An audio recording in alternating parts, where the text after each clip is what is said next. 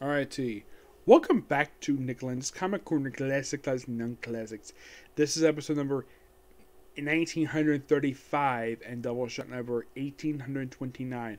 I have an Image trade and a Marvel trade. First up, we have a very recently trade of some classic Spawn stuff. Now, the last time I viewed this trade series was Volume 13. Here's Volume 22, you're probably thinking, wait, what about Volumes 14 to 21? I haven't gotten those yet. But here, let's talk about these weird issues that were released from October 2003 to, I guess this is something I do with all these issues here, to April of 2004, the year I got into comics. Now, the thing about these issues is you have Clown possessing Jason Wynn in these issues, trying to kill a woman who looks like Wanda. Yeah, the Violator show up. Spawn basically using saying the BITCH word, and that's all literally happens in here. Also, it's just like, oh yeah, let's just basically have Clown take over the body of Jason Wynn for several issues for just to play with Spawn's mind. It's just weird. When I originally read these issues several years ago, I was not a fan of these issues at all. Purely because I thought they were actually pretty bad. It felt like pretty lazy working for Tom McFarlane. And this only came out in the 2000s. Like, what happened to the awesomeness that was the 90s stuff? Yeah, this may be a slow downturn for the book until they got Jim Down in the book. I'm going to give the book a 8 out of 10. By the way, Tom McFarlane is one of two writers' issues, the other being Brian Hooligan. The cover artist is still Greg Capullo, which I thought was really good, and Angel Medina on the artwork. Now, Tom McFarlane does do some inking here. Now, yes, there is some regular artwork you see from the book. Oh, yeah, there's also Twitch acting a bit out of character trying to torture a guy. Yeah, that was kind of weird. Alright. Next, something quite interesting. We have, well, the final trade of Spider-Woman, Volume 7. Yes, the final trade. This collects Spider-Man Volume 7, issues 17 and 21. This is basically Spider-Man Volume 4, Devil's Reign. Devil's Reign issues is only here for like 2 issues, and that's it. Yes, I will discuss those issues. Now, basically, you have the first issue being just Jessica Jones just visiting the set of Lindsay McCabe, one of her closest friends, on like a movie set, and this leads into the 2-part of Devil's Reign, where basically that she was attacked, and apparently Kingpin was responsible for it. So she goes after him for a while and fights him for quite some time. He finally able to guards, and then he reveals something I thought was, what? Seriously? So apparently the writer of this book, Karla Pacheco, retconned something Brian Michael Bendis did. Yes, apparently that's the thing now for Marvel. Let's just undo something that Brian Michael Bendis did. Like, reviving a dead character like Richard Fisk. Yeah, Bendis killed him off. Or like, oh, I don't know. How about basically reviving Valkyrie, the Skrull Queen who posed as Spider-Woman for 3 years, from 2005 to 2008. A woman who was supposedly shot to death by Norman Osborn. And then this villain here, nope, he didn't kill her. He kept her as a frickin' trophy. And apparently she was kept in Ravencroft of all places. I'm thinking, why the heck would you put a Skrull in Ravencroft? I'm like, what the heck? And by the way, you do have Spider-Man fighting her arch nemesis in here. Fighting her, and she kind of gets away-ish. And then you have like the last couple issues, have her fight like all the villains she fought over the course of the series. And one of them have to be her own brother. Of course, team with her niece Lindsay, her basically. Oh, by the way, there's a cute moment here. You have Carol Danvers with Gary Drew, Spider-Woman's son, where basically it's like it's not easy to figure out. Like, he tells him, Gary, zap bad Auntie Carol, and she shoots the bad one. How did he randomly figure out? I don't know. It's kind of weird. Is it interesting of Carol Danvers show up in here, and then like wrap this really interesting storyline? We have this. Okay, let's just basically have Spider-Woman's villains appear in this book. Just take her on for the last couple of issues book, and that's it. Yeah, that's how you wrap up the series. Have an all-out melee. Excuse me. This issue is actually pretty good. I get the book roughly a 9.5 out of 10. Now, Perry Perez does do the artwork in here. Now, I do have one criticism for the series. It ending at 21 issues. And here's a fun fact for you.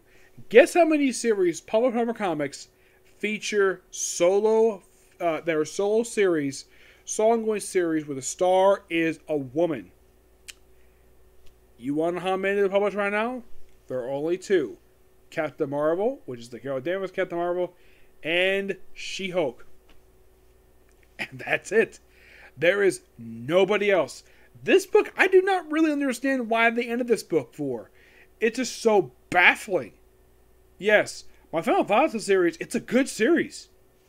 Marvel should not have ended it. This book was good. This is another really good book that Marvel just stupidly decided to cancel for like no reason. I mean, it's just as dumb as of an idea of cancellation. This is probably the second book in the last year and a half where they cancel a series that was good, really good. That it didn't have, the only kind of issue I did have an issue with was her breaking out with the porcupine. That was the only thing I had a problem with this series. This series is developed for Spider-Woman. It basically, the best way to summarize these 21 issues, it basically is a mixture of the previous couple of volumes plus throwing a little bit of the classic 70s Spider-Woman here, which gotta appreciate that. And like, if you're a Jessica Drew fan, you might enjoy this series. Now, did I think the series really exist? Did it need to come back?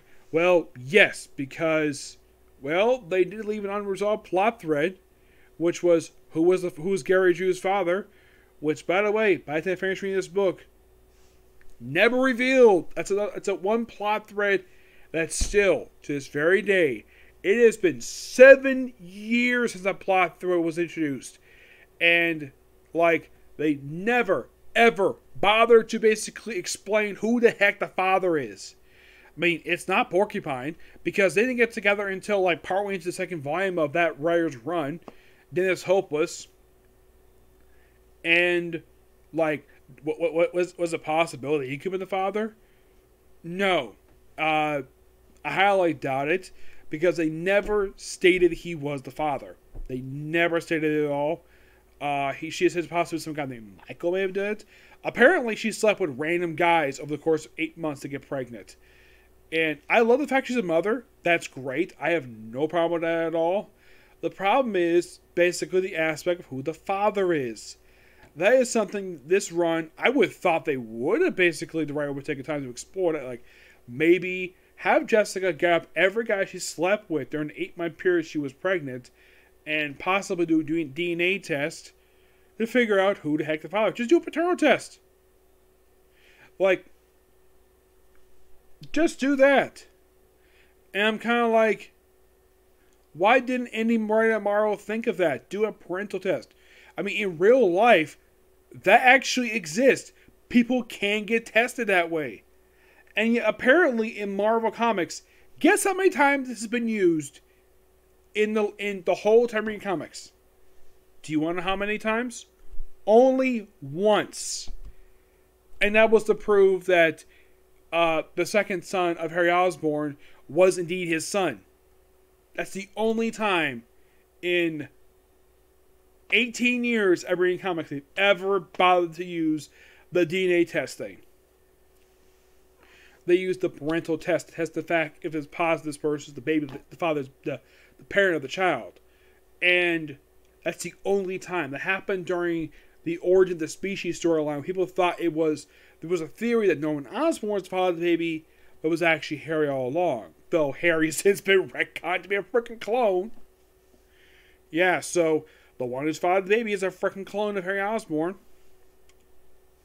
Well, apparently, no writer at Marvel could bother to think about that. Parental test. It's not that hard to grasp to do that. It's like the plot was just there for the opening story of Dennis Hope was the second volume for the run, and then it was dropped by the time the run wrapped up. And I would have thought, though, they would have basically brought back this plot thread. Maybe they might basically find a way to resolve it and kind of definitively prove who the father is. Nope. Not really. They never brought anything with it at all. I mean, I think it's great that Jessica Drew is a mother. No problem with that at all. I think that was a really good part of Marvel to do. Quite ballsy, to say the least.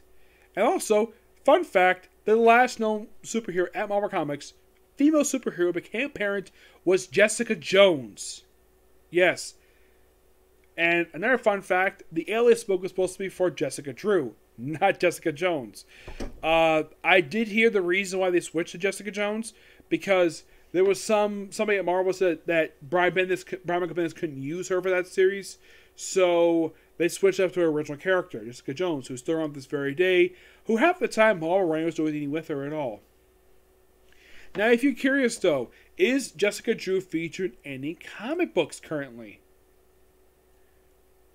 And that's a really good question. I haven't seen her in anything.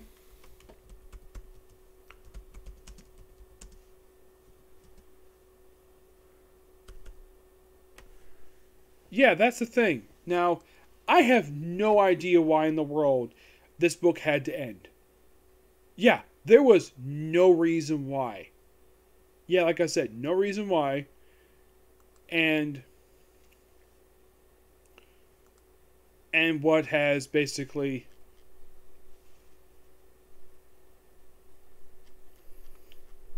is there any book that she's been featured in since the conclusion of this series? That's a really good question. Has she appeared in Captain Marvel recently? Yes, she's been still appearing on and off in that book too. But here's the thing. This book ended back in March. 6 months ago. And what has she done since then? Since the book has been concluded, she's featured in 4 comic books. Issues 30 and 39 Captain Marvel, which was still occasionally appearing as a recurring character in that book. That's why in this book too. 1 issue of She-Hulk, and the opening issue of All Avengers. And that's it. No, seriously. That is seriously all of she's been featured in. Yeah, 1 issue of She-Hulk, 2 issues of Captain Marvel, and All Avengers. And to my knowledge, no apparent reason why in the world they can't feature a little bit more than she has been. It's almost like, yeah, let's just end her book just to be a continual regular character in the pages of Captain Marvel. Carol Danvers is good enough to have her own series, so why can't she have one? Who the heck frickin' knows? Like I said, it is baffling the fact that they can't bother to have an ongoing series for her right now. Yeah, they can't bother to have one for no apparent reason.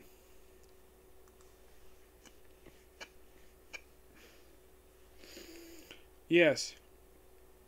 Carol Danvers can have one, no problem, but Jessica Drew can't. Yes.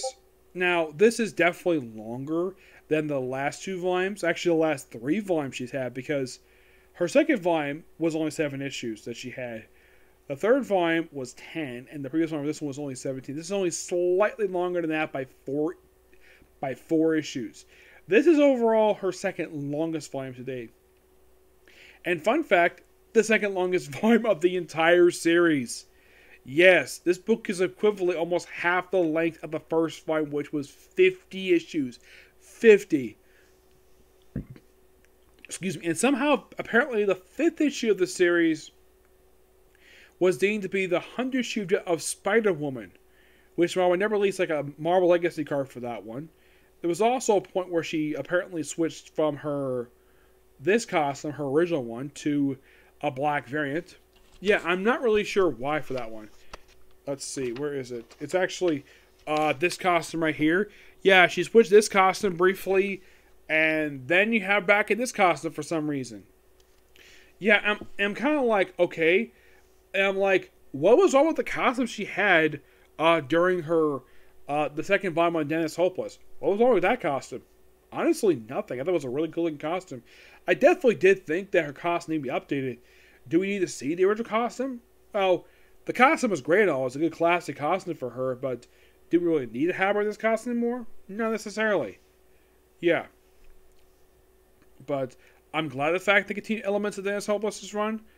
I just kind of wish that Karla Pacheco would have bothered to do a story where she finally figured out who is the father of her child.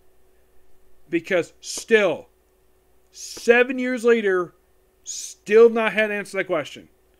It was introduced 7 years ago. Who is the father? Who's this baby's father? And it was like just tossed aside.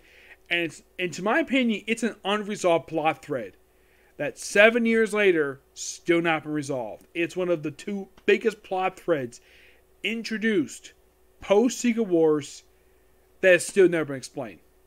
This question has never been answered at all, and I kind of thought maybe this book would get time to do it. But no, we don't want to do that at all. Let's just basically forget about that little plot thread. So we could easily figure this out. Just have Jessica find every guy she slept with in between that time skip and try to figure out who the baby's father is. It's not that hard to do. She's a private investigator, for crying out loud. Oh, and by the way, that's barely brought up in the series because, yes, that's the thing. Jessica Drew, like Jessica Jones, is a licensed private investigator. And by the way, the only time she actually does any PI work, only early on in this book. After that, it's just her being the superhero. I don't mind the superhero aspect, but come on, can't you use the PI aspect? At some point, they should. Yes. I did love the introduction of her family. I love that. I thought her having a niece was absolutely fantastic. And the fact that she called her Aunt Jess, which, yeah, the only time I ever heard anybody whose name is Jessica that calls her Aunt Jess, was actually in the series Murder, She Wrote, where Jessica Fletcher was called Aunt Jess by her nephew, who she raised as she basically took care of him as her own child because of the death of her, I believe it was her brother-in-law and his wife. Very similar to that. I like the aspect. I like the aspect of her having a brother. That was really cool about her. I kind of wish they would explore her family a little bit more, because that was one thing cool about this book. But I'm not going to say any more about this book. Oh, also, if you're curious though, how much was each of these trades? $15.99 a piece. For her, I'm actually not quite surprised. But I think one character that should charge a little bit more for the trades is the Hulk. They should have done that. But in case you're curious though, is Donny Kozman still costing $15.99? Yep, it is. For some strange reason. Yes. And I hope at some point they might introduce Jessica Jones so maybe they can give her a book. But yeah, that's particularly a particular view. Stay tuned for my review for Baruto and presumably get back to Spaceship Gavin. Okay, next video. Bye.